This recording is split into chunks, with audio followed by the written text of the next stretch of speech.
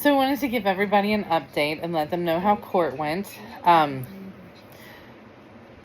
David was able to get the case dismissed because apparently, according to their attorney, the lease was signed by Madison Young. So Madison Young is the one that I get to go after and sue fully for everything that she did. Now, I think that's pretty crappy of a boss to be like, oh, it's all her responsibility. She's the one that signed the lease. She's the one that did everything, so she's fully responsible.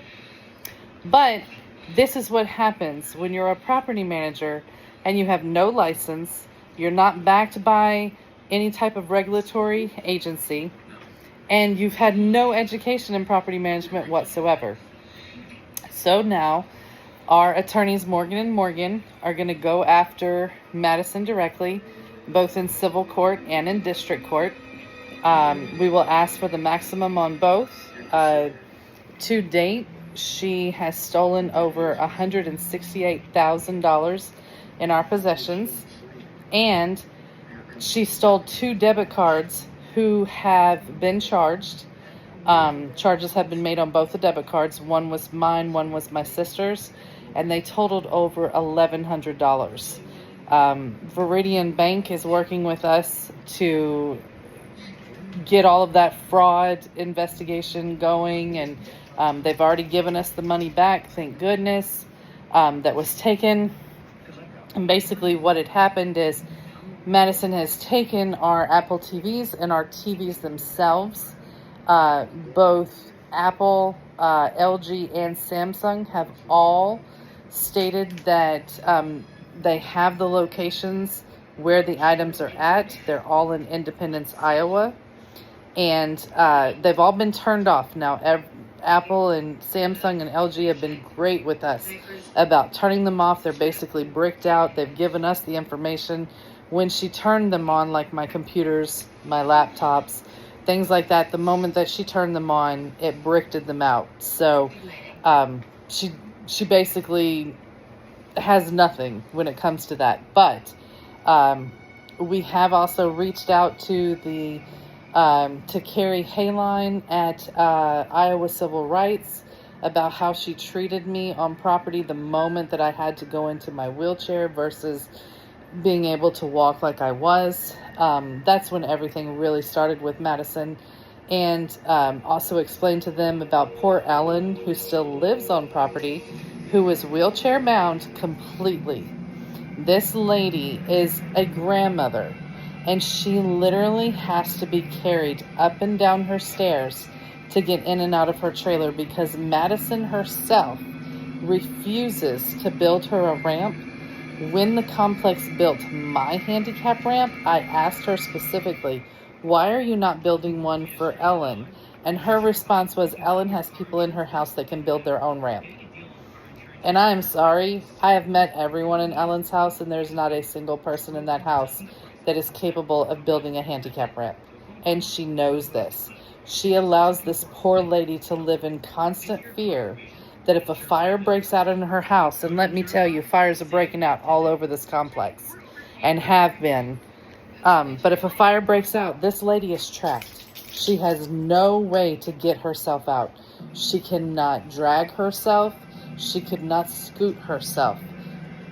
She will be dead in that trailer because she has no way to get out. Now, luckily, I think there is always someone with her, and that she's not left alone because she does babysit her grandson. But even her grandson, I think he's 3 or 4 years old, there's no way he could help her. And the way that Madison ignores everyone on property, as I've shown you guys in the pictures of the one lady that's just walking through looking for a kid, Madison wouldn't even listen to this little boy if the boy came to her and said, hey, I need help.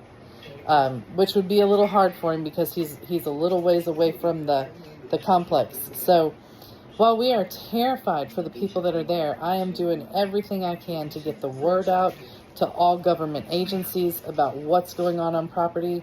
Our next door neighbors are living without a roof. Their roof caved in. The sides of their walls caved in because the leak was so bad And Madison knew that it was bad because the people that lived there before told her how bad the roof was, yet they refused to do anything. Madison doesn't do any type of repairs on property whatsoever. And if you try to take them to court, their attorney is going to sit there and tell you that they don't have to do any repairs on the trailers. The only thing they're responsible for is from the ground up to the trailer. Then my question in open court was, then why do they not fix my plumbing problem when every time I flush the toilet it backs up into my bathtub? But of course that wasn't answered because at the time I did not have Morgan & Morgan as my attorney. I have worked my butt off to get Morgan & Morgan as my attorney, and we are going after Madison with everything we have. So, Madison, I'm sure you're seeing this, and I'm sure you're laughing and you're carrying on. You think you're having a great time and everything, but honey, you have no idea who is coming for you and who is coming to shut this down. No disabled, low-income person should be threatened and done the way that you do people on that property. And I promise you, honey, God's wrath is coming. It's not my wrath. It's not Jenna's wrath, but God's wrath is on its way to you, as well as karma. You've already seen karma do its work on Joey. And I know that you're right in there and you're cheering for him, and you set up a GoFundMe page for him and everything because he doesn't have a bank account to set up his own. And I'm sure that you're going to take part of the money that he gets in from people because that's what you do. But I promise you, Madison, I'm getting the word out to everyone about who you truly are. And I have met many people in this process that have also told me the things you've done to them. So, honey, it's time. You're going to need to find a new way of doing things because your manipulation, your threats, and your terror is over.